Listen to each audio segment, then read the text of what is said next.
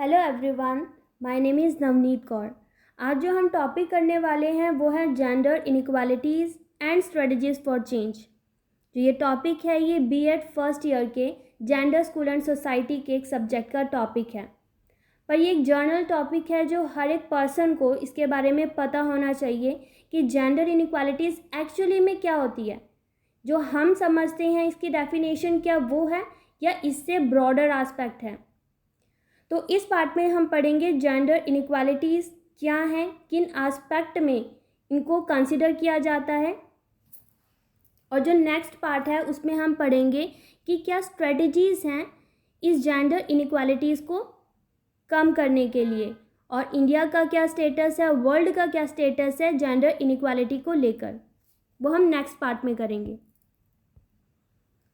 Gender inequality, जो ये social issues हैं ये इंडिया में सदियों से चलते आ रहे हैं।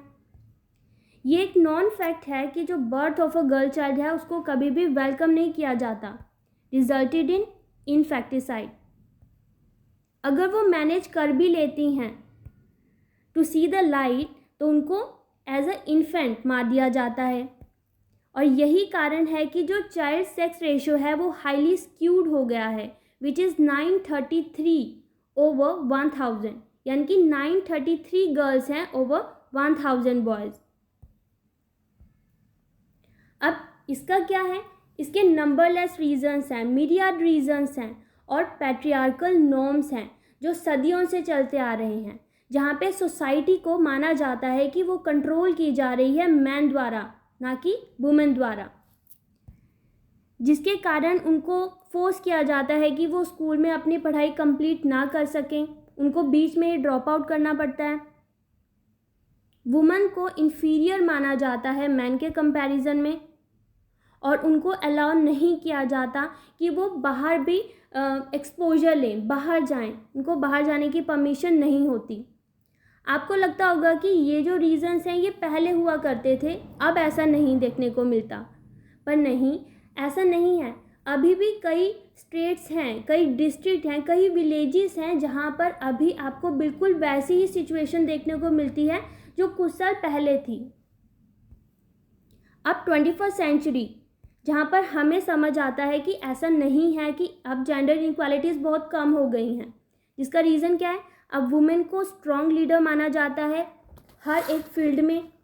और इसके काफ़ी एग्जांपल्स हैं, जैसे कि अवनी चतुर्वेदी हैं जो एक स्काई वॉरियर हैं, जो MiG-21 बाइसन सोलो उन्होंने फ्लाई किया था। ऐसे ही अभी कॉमनवेल्थ गेम्स में हमने मैरी कॉम को देखा है, जो पहला गोल्ड आया था वो मैरी कॉम लेकर आई थी। तो ऐसे बहुत सारे एग्जांपल्स हैं। रेसलिंग से लेके बिजनेस तक हर फील्ड में हमें वुमेन्स देखने को मिलती हैं। एक रेवोल्यूशनरी लेके आई हैं वुमेन्स, जो एक्सेप्शनल वुमेन्स हैं, जिसके एग्जाम्पल क्या है, जैसे गीता गोपीनाथ हैं, एक फिजिकल स्कॉलर रही हैं IMF में, जो चीफ इकोनॉमिक्स की तरह भी कार्यरत हैं।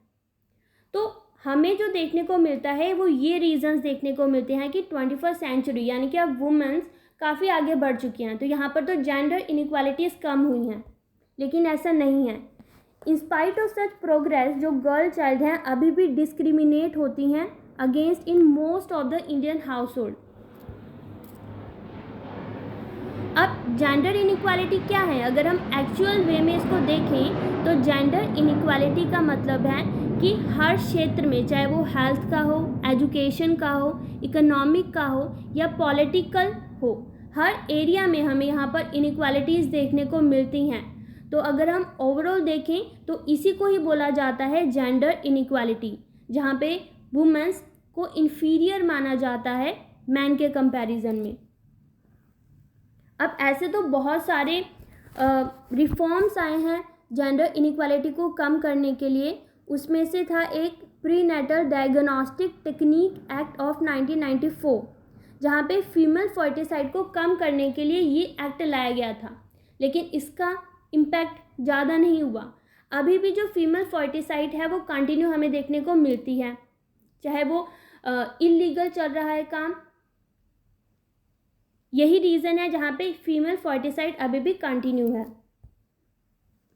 इसके अलावा जो कॉन्स्टिट्यूशन है इंडिया में, उन्होंने बहुत सारे आर्टिकल्स लेके आए हैं। इक्वालिटी बिफोर लॉ आर्टिकल 14 हो गया, 15, 16, 39, 42, जहाँ पे इक्वालिटी दी गई है मैन और वुमेन को। लेकिन despite of this gender disparity अभी भी कंटिन्यू है।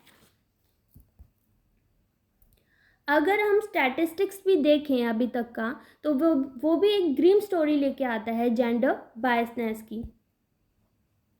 District information system for education के अकॉर्डिंग अभी भी 42% गर्ल चाइल्ड हैं जिनकी मैरिजेस की जा रही है। यूनिसेफ के अकॉर्डिंग अगर हम 3 चाइल्ड ब्राइड में देखें तो उसमें से 1 जो गर्ल मिलेगी वो इंडिया की मिलेगी। और सेंसस 2011 के अकॉर्डिंग अभी जो चाइल्ड सेक्स रेशियो है वो है 933/1000। हाँ, ये इम्प्रूव हुई है, लेकिन पूरे तरीके से इम्प्रूव नहीं हुई जिसे हम कह सकें कि जेंडर इनइक्वालिटी अब नहीं है देखने को। अब जेंडर इनइक्वालिटीज़ हर एक एस्पेक्ट में हम पढ़ेंगे। पहला आता है इकोनॉमिक इनइक्वालिटी, जहाँ पे लेबर पार्टिसिपेशन और वेजेस की बात करें तो वहाँ पे हमने देखा है कि ओवर 50% जो इंडियन लेबर हैं वो एग्रीकल्चर में एम्प्लॉयड हैं। अगर हम एग्जांपल देखें, जो 2009 में मैन प्लॉइंग ऑपरेशंस एक्सरसाइज के अकॉर्डिंग जो मैन हैं उनको वेजेस मिलती थी 103 पर डे, वहीं पर वुमेन को 65 पर डे। सेम टास्क करना, सेम टाइम के लिए टास्क करना, पर इसके बावजूद भी जो रेम्यूनरेशन है, जो वेजेस हैं, देखने को डिफरेंट देखने को मिलती थी मैन और वुमेन्स की। अब इसको रिमूव करने के लिए इक्वल रेम्यूनरेशन एक्ट आया 1976। एक्सेस टू क्रेडिट, अब जब क्रेडिट लेने की बात आती है, बैंक से लोन लेने की बात आती है, तो वहाँ पर भी आपको डिस्पैरिटी देखने को मिलेगी। कैसे? अगर वुमेन्स वर्किंग है तो वो इजीली लोन ले सकती है, लेकिन अगर वुमेन वर्किंग नहीं है तो उसको लोन लेने में प्रॉब्लम होगी। क्यों? क्योंकि वो कोलैटरल सिक्योरिटी के लिए अपनी कोई प्रॉपर्टी नहीं रख सकती, उसके नाम पे कोई प्रॉपर्टी नहीं है जिसको वो एज अ कोलैटरल सिक्योरिटी रखकर लोन ले सके। इसीलिए कुछ सेल्फ हेल्प ग्रुप्स हैं, माइक्रो क्रेडिट प्रोग्राम्स बनाए गए ताकि अप टू 20,000 तक का लोन दिया जा सके वुमेन्स को अपना कोई काम करने के लिए। फिर आता है प्रॉपर्टी राइट्स। अभी भी देखा जाता है कि जो 70% जो रूरल लैंड है वो उनके ऑनर कौन है? मैन है। अब इसमें देखने को मिला है कि जैसे इसके लिए काफ़ी एक्ट बनाए गए, married women property rights act 1874, जहाँ पर जो प्रॉपर्टी है उसको ऑन किया जा सकता है वुमेन द्वारा।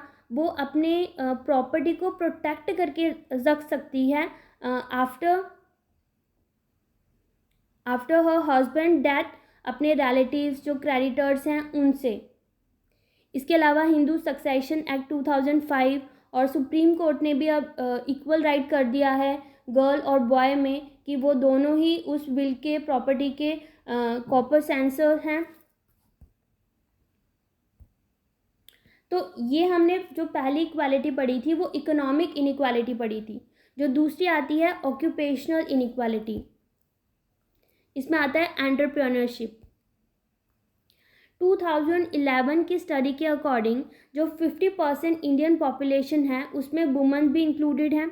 ठीक है, वो भी काम कर रही हैं कंपनीज़ में, बिजनेस में, लेकिन डिस्पाइट ऑफ दिस सिर्फ 5% हैं जो बिजनेस वुमेन ऑन करती हैं। ओनली 5%, 100 में से 5% हैं जो वुमेन ऑन करती हैं।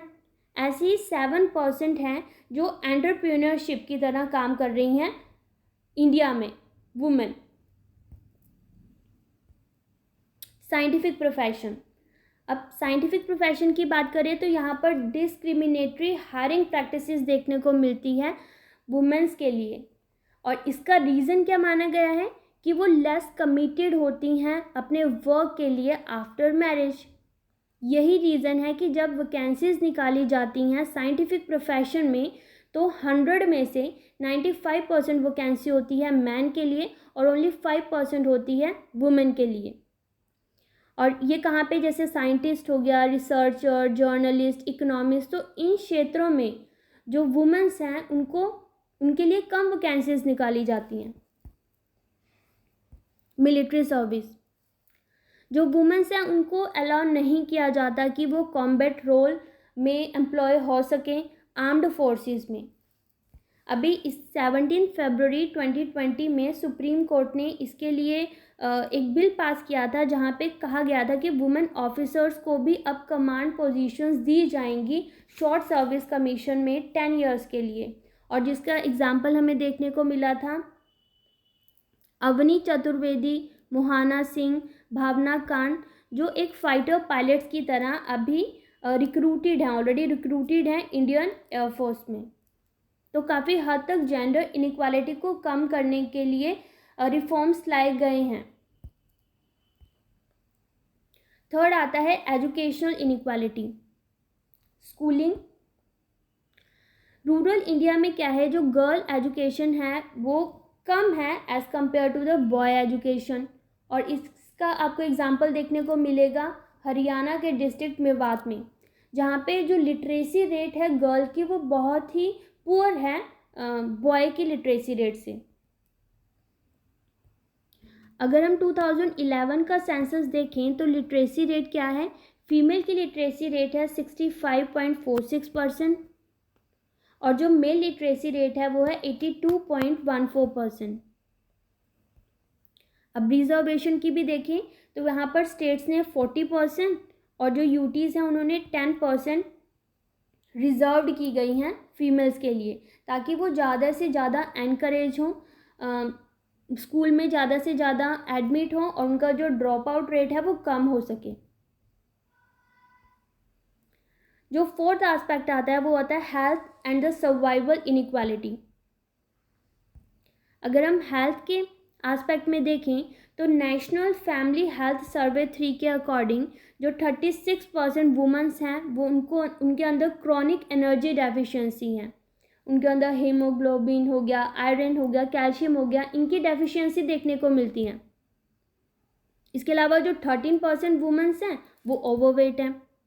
इसका रीज़न क्या है, क्योंकि जो फूड और जो हेल्थ केयर प्रोवाइड की जाती है हाउस होल्ड में, वहाँ पर भी डिस्क्रिमिनेशन देखने को मिलती है अभी भी।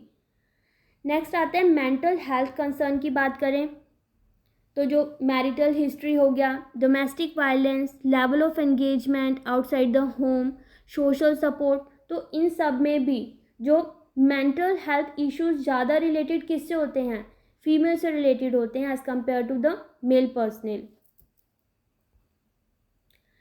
तो ये सब है जेंडर इनइक्वालिटीज़ जहाँ पे आपको देखने को मिलेगी। तो this is all about the gender inequalities. जो नेक्स्ट पार्ट में हम करेंगे कि क्या स्ट्रेटजीज़ हैं और अभी भी क्या जेंडर इनइक्वालिटी कम हुई है या कितने और साल लगेंगे जेंडर इनइक्वालिटी को कम करने के लिए और ख़त्म करने के लिए पूरे तरीके से, तो वो हम नेक्स्ट पार्ट में करेंगे। Thank you.